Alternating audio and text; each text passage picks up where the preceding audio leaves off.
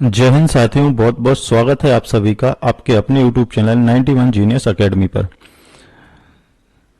Dear student, आज के इस वीडियो में हम मध्य प्रदेश जीके में मध्य प्रदेश की जो प्रमुख जनजातियां हैं उनको कवर करने वाले हैं। चूंकि ये टॉपिक एमपी पुलिस कांस्टेबल और एमपी एसआई के लिए बहुत ही महत्वपूर्ण रहने वाला है आपके लिए, क्योंकि अभी एमपी पुलिस एग्जाम जो कांस्टेबल के चल रहे हैं उनमें हर शिफ्ट में जनजातियों से क्वेश्चन पूछे जा रहे हैं। तो आज के इस वीडियो में एमपी की जितनी भी जनजातियां हैं काफी डिटेल से हम उनको कवर करने वाले हैं, तो आप वीडियो में लास्ट तक बने रहिए।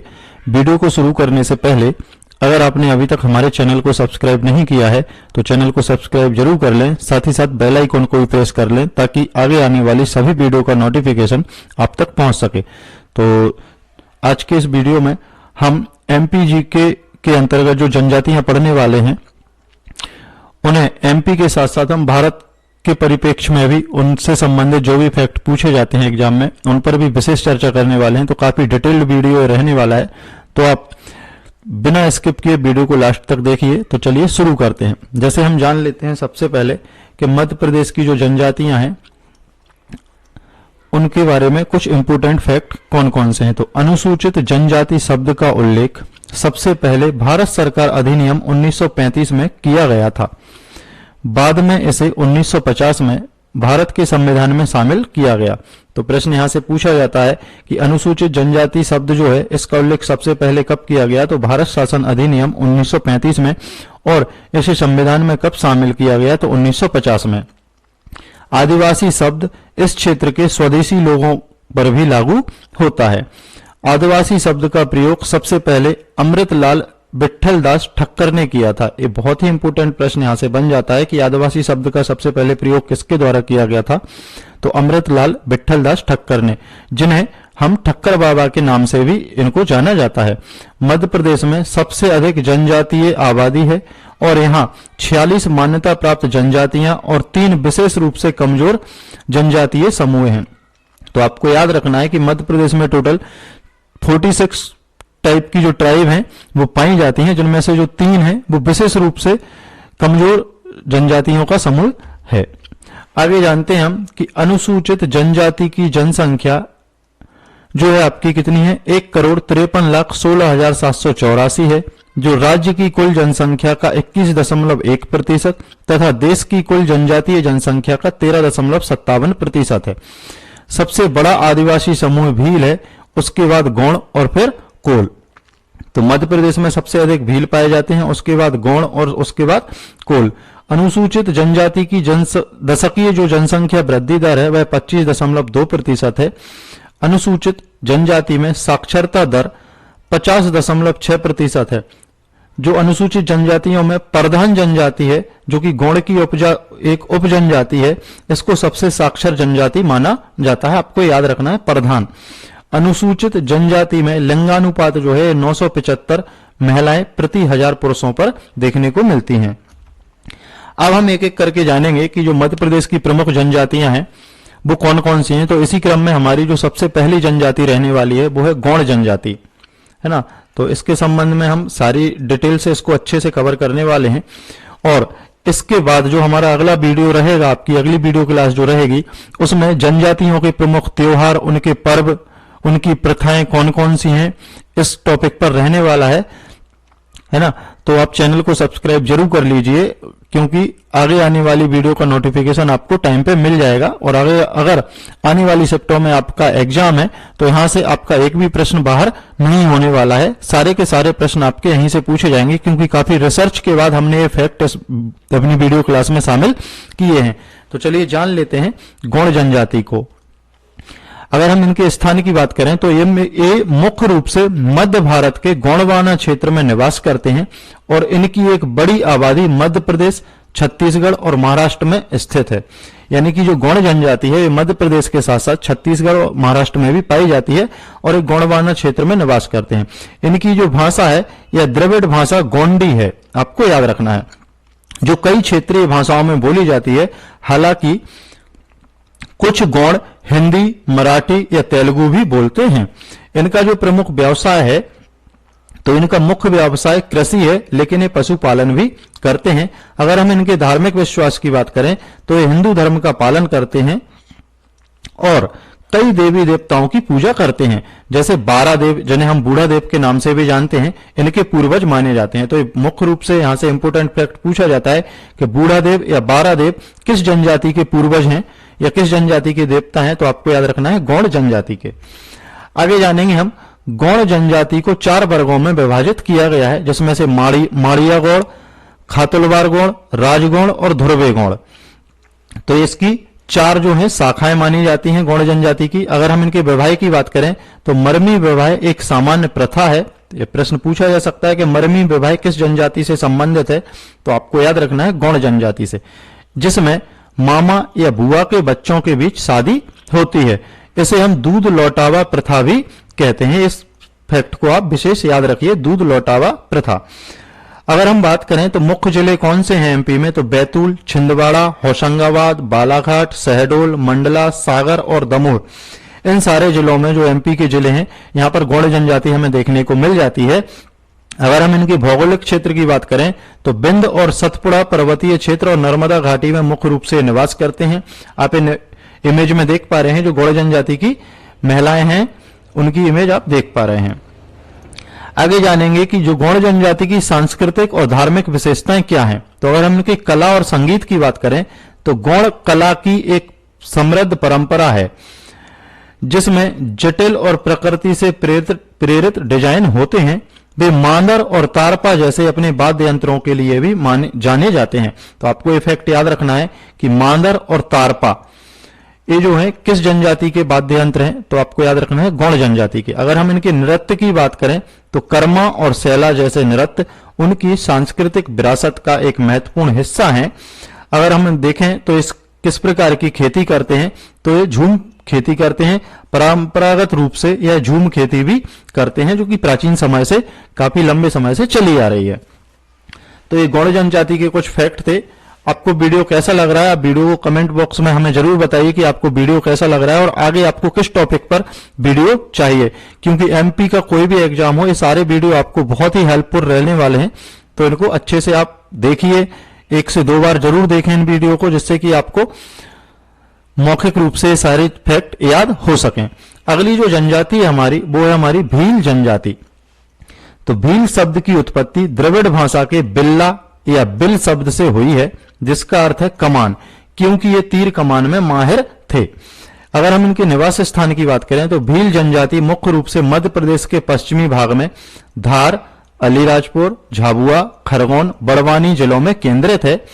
भील मध्य प्रदेश की सबसे बड़ी जनजाति है, आप याद रखिएगा, और दूसरे नंबर पे यहाँ पे गौड़ जनजाति आती है, जबकि गौड़ भारत की सबसे बड़ी जनजाति मानी जाती है। इनके पारंपरिक नृत्यों में बांसुरी और ढोल की धुनें शामिल होती हैं। एक कुशल मूर्तिकार भी होते हैं।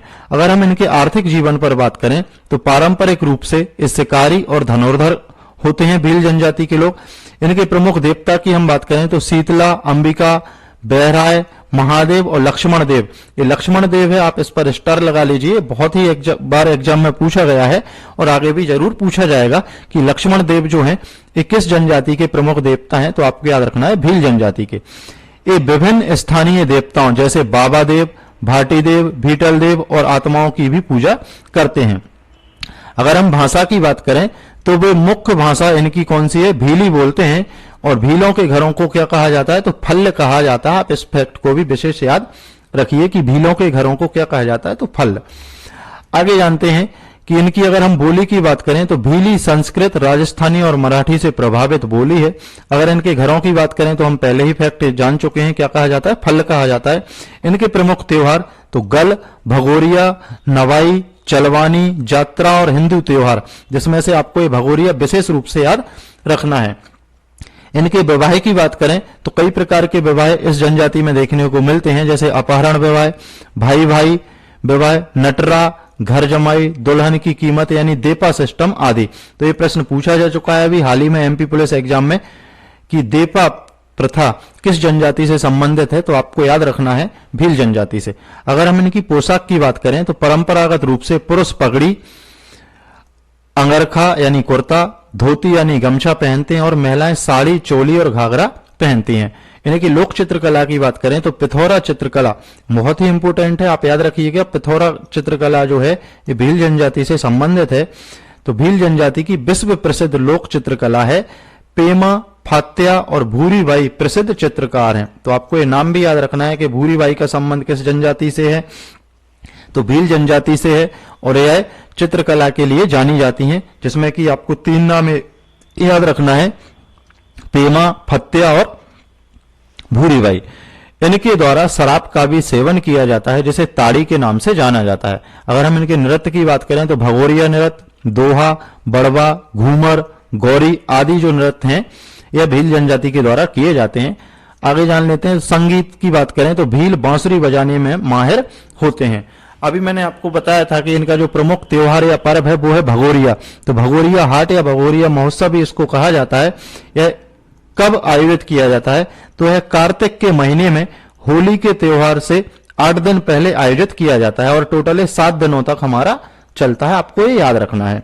यह ज्यादातर पश्चिमी मालवा और निमाड़ के क्षेत्रों में मनाया जाता है। परंपरा के अनुसार आदिवासी युवा एक दूसरे से अपने प्यार का इजहार करते हैं और भाग जाते हैं। यह युगल तब तक वापस नहीं आता जब तक कि उनके परिवार उनकी शादी के लिए राजी नहीं हो जाते। तो आपको ये फैक्ट याद रखना है। अगर हम भील जनजाति के ऐतिहासिक परिप्रेक्ष्य की बात करें तो इसको भी हम एक नजर में देख लेते हैं कि ऐतिहासिक योगदान क्या है। तो इतिहास में इन्होंने महाराणा प्रताप का हल्दी घाटी युद्ध में साथ दिया था। तो महाराणा प्रताप जो थे आपके राजपूत वंश के शासक थे, उन्होंने जो हल्दी घाटी का युद्ध हुआ था उसमें भील जनजाति ने महाराणा प्रताप का साथ दिया था। 1857 के विद्रोह में टांटिया मामा, भीमा नायक और खाजिया नायक जैसे भील नायकों ने अंग्रेजों के विरुद्ध गोरिल्ला युद्ध किया था। तो आपको याद रखना है, टांटिया भील, भीमा नायक या खाजिया नायक। कहा जाता है कि एकलव्य भी इसी जनजाति से संबंधित थे। विद्वानों का मानना है कि भीलों की उत्पत्ति प्रोटो ऑस्ट्रेलाइड में हुई है। अगर हम इनकी उपजातियों की बात करें, उपजनजातियों की, तो भील, भिलाला, बरेला, पटलिया, राठिया और बेगास ये इनकी प्रमुख उपजनजातियां हैं। तो ये पढ़ी हमने भील जनजाति। अगली जो जनजाति हमारी है कोरकू जनजाति। कोरकू जनजाति की अगर हम बात करें निवास स्थान की, तो मध्य प्रदेश के बैतूल, नर्मदापुरम, हरदा, खंडवा और छिंदवाड़ा जिलों में तथा महाराष्ट्र के मेलघाट में यह पाए जाते हैं। इनकी भाषा की बात करें तो वे कोरकू बोलते हैं, जो ऑस्ट्रो एशियाई भाषा परिवार से संबंधित है। तो आपको याद रखना है, कोरकू जो भाषा है यह ऑस्ट्रो एशियाई परिवार की भाषा है। अगर हम बात करें धर्म की, तो यह रावण को अपना पूर्वज मानते हैं और मेघनाथ की पूजा करते हैं। ये फैक्ट एमपी पुलिस में अभी हाल ही में 2025 में पूछा गया है कि मेघनाथ की पूजा किस जनजाति के द्वारा की जाती है, तो आपको याद रखना है कोरकू जनजाति। अगर हम इनकी संस्कृति की बात करें, तो इनके नृत्य की बात करें तो चटकोरा नृत्य किस जनजाति का प्रमुख नृत्य है, तो कोरकू जनजाति का नृत्य है। और अगर कला की बात करें तो खम्ब स्वांग इनमें जो है प्रमुख प्रचलित कला है। अगर हम इनके गोत्र की बात करें तो इनके कुल 36 गोत्र हैं, जिनमें से हर एक का अपना टोटेम यानी कि चिन्ह होता है, जैसे कि कोरो आदमी का, राक्षस शैतान का, सराकू बंदर और बाना रीछ। परंपराओं की बात करें तो वे अपने टोटेम की पूजा करते हैं, यानी कि जो चिन्ह है उनका पारंपरिक चिन्ह, उसकी पूजा करते हैं और उसे सम्मान देते हैं। आर्थिक गतिविधियों में देखें तो उत्कृष्ट कृषक ये माने जाते हैं, खासकर आलू और कॉफी की खेती में इनका विशेष योगदान रहता है। अगली जो जनजाति है वो है बैगा जनजाति। तो इनके निवास स्थान की बात करें तो मुख्य रूप से मध्य प्रदेश, छत्तीसगढ़, झारखंड में और बहुत ही कम संख्या में उत्तर प्रदेश में भी पाए जाते हैं। अगर इनकी हम उपजाति की बात करें तो बिझावर, नरोतिया, भरौतिया, नाहर, रायमैना और कठमैना। आपको ये याद रखना है, बैगा जनजाति की प्रमुख उपजातियां हैं। आप यहां से रायमैना और कठमैना को ऐसे याद रख सकते हैं कि बैगा में भी यहाँ पे 2 मात्राएं हैं और ये मैना में भी कितनी मात्राएं हैं, 2। इनकी परंपराओं की बात करें तो कर्मा नृत्य नई फसल के आगमन पर किया जाता है। झरपट नृत्य जो है पुरुषों और महिलाओं के बीच सवाल जवाब की तरह होता है, जैसे कव्वाली की तरह ये किया जाता है। और परधौनी नृत्य में बात करें तो विवाह के दौरान बारात का स्वागत करने के लिए परधौनी नृत्य किया जाता है। आगे जानेंगे इनकी प्रमुख संस्कृति के बारे में। तो वृक्ष पूजा और बूढ़ा देव तथा दूल्हा देव जैसे देवताओं की ये पूजा करते हैं। आप इसमें दूल्हा देव का नाम विशेष याद रखिए, एग्जाम में पूछा गया प्रश्न है। गोदना यानी शरीर पर टैटू बनवाना एक महत्वपूर्ण इनमें प्रथा देखने को मिलती है और संयुक्त परिवार इनमें व्यवस्था पाई जाती है। इनके अगर मुख्य व्यवसाय की बात करें तो पारंपरिक रूप से वनोपज संग्रह, पशुपालन और खेती के लिए इनकी जो मुख्य व्यवसाय है वो खेती या पशुपालन या वनोपज संग्रह को माना जाता है। भारत सरकार द्वारा विशेष रूप से कमजोर जनजातीय समूह यानी पीवीटीजी के रूप में वर्गीकृत इन्हें किया गया है, क्योंकि इनकी जनसंख्या और साक्षरता दर बहुत ही कम है। मैं आपको बता दूं कि भारत सरकार द्वारा जो 3 जनजातियां हैं वो सबसे पिछड़ी जनजातियां मानी जाती हैं, जिसमें से एक तो होगी आपकी बैगा, दूसरी है आपकी भारिया और तीसरी है आपकी सहरिया, है ना। तो आपको ये याद रखना है। एक फैक्ट और मैं यहां पे बता दूं, जो बैगा जनजाति है इसको हम जंगलियों का जंगली भी कहते हैं, आपको याद रखना है, जंगलियों का जंगली। यानी कि अगर हम इन तीनों में बात करें तो सबसे जो पिछड़ी हुई जनजाति है वो कौन सी मानी जाती है? बैगा। हालांकि पिछड़ी तीनों ही हैं, लेकिन बैगा इनमें सबसे ज्यादा पिछड़ी जनजाति मानी जाती है। अगली जनजाति के बारे में बात करें हम तो यह कोल जनजाति। मध्य प्रदेश की तीसरी सबसे बड़ी जनजाति कौन सी है? कोल जनजाति मानी जाती है। मैंने आपको बताया सबसे पहले भील, उसके बाद दूसरे नंबर पर आ जाती है आपकी गौड़ और तीसरे नंबर पर आएगी आपकी कोल जनजाति। इस जनसंख्या के आधार पर तीसरी सबसे बड़ी जनजाति कौन सी है? तो कोल जनजाति। भूमिज और मुंडा जनजाति को सामूहिक रूप से क्या कहा जाता है? कोल जनजाति कहा जाता है। तो कोल की अगर हम बात करें तो एक तो टाइप हो जाता है इसका भूमिज और दूसरा हो जाता है मुंडा। परंपराएं और समाज के बारे में जान लेते हैं। तो पंचायत, इनके समुदाय में पंचायत का बहुत महत्व होता है, जैसे गोहिया और मैयारी कहा जाता है। तो गोहिया किस जनजाति की पंचायत को कहा जाता है? तो आपको याद रखना है कोल जनजाति की पंचायत को। अगर इनके हम त्योहार की बात करें तो सरहुल उनका एक प्रमुख त्योहार है। मोस्ट इंपोर्टेंट फैक्ट है बच्चों, आप इसको याद रखिएगा कि सरहुल जो है ये किस जनजाति का प्रमुख त्योहार है? तो कोल जनजाति का, जो ग्राम देवता की पूजा और कृषि के मौसम की शुरुआत का प्रतीक है। सामाजिक व्यवस्था अगर हम बात करें तो इनमें कई बहिर्विवाह गोत्र शामिल होते हैं। आगे जाने तो जनसंख्या और निवास स्थान, तो इनकी सबसे बड़ी जनसंख्या मध्य प्रदेश में ही है। कोल जनजाति का उल्लेख प्राचीन ग्रंथों जैसे रामायण और महाभारत में भी मिलता है। वे खुद को रामायण में वर्णित सबरी माता से भी जोड़ते हैं। तो आपको याद रखना है कि कौन सी जनजाति सबरी माता के कुल को यानी खुद को अपना वंशज मानती है सबरी माता का, तो आपको याद रखना है कोल जनजाति। कोल विद्रोह की बात करें तो 1831 से 32 में इन्होंने अंग्रेजी हुकूमत के खिलाफ एक बड़ा विद्रोह किया था जो शोषण और अत्याचार के विरुद्ध था। तो ये कोल विद्रोह आपको याद रखना है। अगर हम इनकी भाषा की बात करें तो वे मुख्य रूप से बघेलखंडी बोलते हैं। हालांकि उनकी अपनी कोल भाषा भी मौजूद है जो लुप्त होने की कगार पर है। और पारंपरिक अगर सरना धर्म की बात करें कि ये कौन से धर्म का पालन करते हैं, तो अगर हम देखें तो इनका पारंपरिक जो धर्म है वो कौन सा है? सरना धर्म। ये आपको याद रखना है। अगली जो प्रमुख जनजाति है वो रहने वाली है भारिया जनजाति। तो भारिया जनजाति मुख्य रूप से मध्य प्रदेश के छिंदवाड़ा जिले की पातालकोट घाटी में निवास करती है और भारत सरकार द्वारा इसे विशेष रूप से कमजोर जनजातीय समूह के रूप में वर्गीकृत किया गया है। अगर हम सांस्कृतिक और सामाजिक विशेषताएं इस जनजाति की देखें तो भारिया लोग खुद को गौड़ों का बड़ा भाई मानते हैं और भगवान कर्ण को अपना वंशज मानते हैं। ये द्रविड़ भाषा परिवार से संबंधित हैं और अपनी एक अलग बोली बोलते हैं। इनमें से कई लोग भूमिहीन हैं और मजदूरी, रिक्शा चलाना, जलाऊ लकड़ी बेचकर अपनी आजीविका चलाते हैं।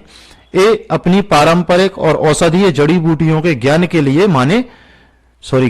जाने जाते हैं। अगर हम बात करें सैटम, भड़म और कर्मा, इनके कुछ प्रमुख लोक नृत्य हैं, आपको याद रखना है भड़म, सैटम, कर्मा। ये मिट्टी और बांस से बने पारंपरिक घर बनाते हैं। आप इमेज में देख पा रहे हैं जो कि भारिया जनजाति की महिलाएं हैं, ये औषधियां चुनकर अपने साथ यहां से ले जा रही हैं। अगली जो जनजाति रहने वाली है वो है पारधी जनजाति। तो इस जनजाति के नाम की उत्पत्ति मराठी शब्द पारद से हुई है, जिसका अर्थ होता है शिकार करना। पारधी जनजाति मध्य प्रदेश के रायसेन और सीहोर जिलों में पाई जाती है। अगर इनके निवास स्थान की बात करें तो यह जनजाति मुख्य रूप से मध्य प्रदेश में पाई जाती है और इसके कुछ विभिन्न समूह हैं, जैसे पारंपरिक शिकारी से हटकर पारधी के कई उपसमूह भी उपस्थित हैं, जिनमें फासे पारधी, चीता, बहेलिया आदि शामिल हैं। पारधी जनजाति के लोग अधिकतर काले रंग के पक्षियों का शिकार करते हैं। मोस्ट इंपोर्टेंट प्रश्न है, एग्जाम में यहां से प्रश्न पूछा गया है, आप इसको याद रखिएगा। अगला जो जनजाति है वो हमारी है पनका जनजाति। अगर हम इनके स्थान की बात करें तो ये मुख्य रूप से मध्य प्रदेश, छत्तीसगढ़, उड़ीसा और उत्तर प्रदेश जैसे राज्यों में रहते हैं। पारंपरिक पेशे की बात करें तो पारंपरिक रूप से यह बुनकर का काम करते हैं, पनिका जनजाति। धार्मिक समूह की बात करें तो पनिका समुदाय को दो समूहों में बांटा जाता है, एक कबीरपंथी और दूसरा शाक्य या शाक्त। कबीर संत कबीर की शिक्षाओं का पालन करते हैं और शराब, मांस आदि से दूर रहते हैं, जबकि जो शाक्य या शाक्त हैं ये शराब और मांस का सेवन करते हैं, जिन्हें अधिक पारंपरिक आदिवासी माना जाता है। पहले ये मध्य प्रदेश में अनुसूचित जनजाति में शामिल थे, लेकिन 1971 के बाद इन्हें अन्य पिछड़ा वर्ग में शामिल कर दिया गया है। तो ये प्रश्न यहां से बन सकता है कि कौन सी जनजाति को अनुसूचित जनजाति से हटाकर अन्य पिछड़ा वर्ग में शामिल किया गया है। तो आपको याद रखना है पनका जनजाति को। अगली जो जनजाति है बहुत ही इंपोर्टेंट रहने वाली है आपके लिए, बंजारा जनजाति। तो इनके निवास की बात करें तो बंजारा भारत के कई राज्यों में पाए जाते हैं, जिनमें मध्य प्रदेश, महाराष्ट्र, कर्नाटक, तेलंगाना, आंध्र प्रदेश, तमिलनाडु, गुजरात, ओडिशा और पश्चिम बंगाल शामिल हैं। अगर इनके अन्य नाम की बात करें तो इन्हें गौर, नायक, बाजीगर, मुकेई, लावान और लंबाड़ी जैसे नामों से भी जाना जाता है। इनकी जो प्रमुख भाषा है एक गौर बोली बोलते हैं, जिसे लंबाड़ी या बंजारी भी कहा जाता है। इनके व्यवसाय की बात करें तो पारंपरिक रूप से वे बैलों पर माल ढोकर व्यापार करते हैं और पशुपालक थे। अब उनका मुख्य व्यवसाय कृषि और मजदूरी है। अगर इनकी कला और संस्कृति की बात करें तो संदूर लवानी कढ़ाई एक विशेष प्रकार की वस्त्रों की कढ़ाई होती है, जिसके लिए बंजारा जनजाति प्रसिद्ध है, जिसे जीआई टैग भी प्राप्त हो चुका है। आपको याद रखना है संदूर लवानी कढ़ाई। अगर इनके नृत्य की बात करें तो उनके पारंपरिक नृत्यों में अग्नि नृत्य, घूमर नृत्य और चरी नृत्य शामिल हैं। ये चरी नृत्य से अभी एमपी पुलिस कांस्टेबल में प्रश्न आ चुका है कि चरी नृत्य किस जनजाति से संबंधित है, तो आपको याद रखना है, क्योंकि प्रश्न रिपीट भी हो रहे हैं लगातार, काफी लंबे समय तक एग्जाम चल रहा है तो ये रिपीट भी हो रहे हैं। और अगर यहां से प्रश्न पूछा गया तो और भी सारे प्रश्न यहां से पूछे जा सकते हैं। अगर हम इनकी वेशभूषा की बात करें तो पारंपरिक रूप से महिलाएं रंग बिरंगे कपड़े और भारी गहने पहनती थीं, जबकि पुरुष धोती, कुर्ता और पगड़ी पहनते थे। अगर हम इनकी धार्मिक मान्यता की बात करें तो बंजारे हिंदू धर्म का पालन करते हैं। ऐतिहासिक पृष्ठभूमि देखें तो ब्रिटिश काल के दौरान उन्हें एक आपराधिक जनजाति का दर्जा दिया गया था, जिसे बाद में स्वतंत्रता के बाद विमुक्त जनजाति के रूप में वर्गीकृत कर दिया गया है। आप ये बंजारा जनजाति के जो लोग हैं उन्हें आप देख सकते हैं, है ना। आगे बढ़ते हैं हम। अगली जो जनजाति है वो है हमारी माड़िया जनजाति, जिसे हम मुड़िया भी कहते हैं। आप याद रखिए, मुड़िया या माड़िया जनजाति। माड़िया जनजाति के अधिकतर लोग मध्य प्रदेश के जबलपुर और एवं छिंदवाड़ा जिले में निवास करते हैं। इनमें एक फेमस प्रथा है जिसका नाम है घोटल प्रथा। यहां से अक्सर एग्जाम में पूछा जाता है। तो यह एक पारंपरिक संस्था है जहां गांव के अविवाहित लड़के और लड़कियां मिलकर गीत और नृत्य सीखते हैं, और यह शादी से पहले जीवन साथी चुनने का एक महत्वपूर्ण हिस्सा है। अगर हम इनकी विवाह की बात करें तो माड़िया जनजाति में विवाह के लिए वर पक्ष को वधु पक्ष के लिए कीमत चुकानी पड़ती है, तो आपको याद रखना है। अंधविश्वास की बात करें तो ये लोग काले जादू और अंधविश्वास में भी विश्वास रखते हैं। इस जनजाति से संबंधित सदस्य गोंडी भाषा का अनुसरण करते हैं। अगली जो जनजाति है वो है आपकी सहरिया जनजाति। तो इनके निवास स्थान की बात करें तो सहरिया जनजाति मध्य प्रदेश के ग्वालियर और चंबल, यानी मुख्य रूप से ग्वालियर, शिवपुरी, मुरैना, भिंड, दतिया, इन क्षेत्रों में सहरिया जनजाति निवास करती है। पारंपरिक रूप से ये जंगल में रहकर वनोपज इकट्ठा करते थे और शिकार करते थे। आज कृषि और मजदूरी भी इनके मुख्य व्यवसाय हैं। अन्य नामों की बात करें तो इन्हें रावत, बनरावत, बनरखा और सोरई के नाम से भी जाना जाता है।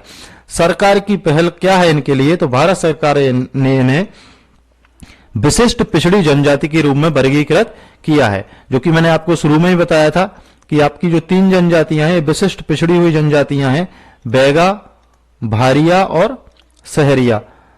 तो यही था साथियों आज की हमारी ये वीडियो क्लास, जिसमें हमने आपको मध्य प्रदेश की प्रमुख जनजातियों से संबंधित बहुत ही इंपोर्टेंट फैक्ट बताए हैं।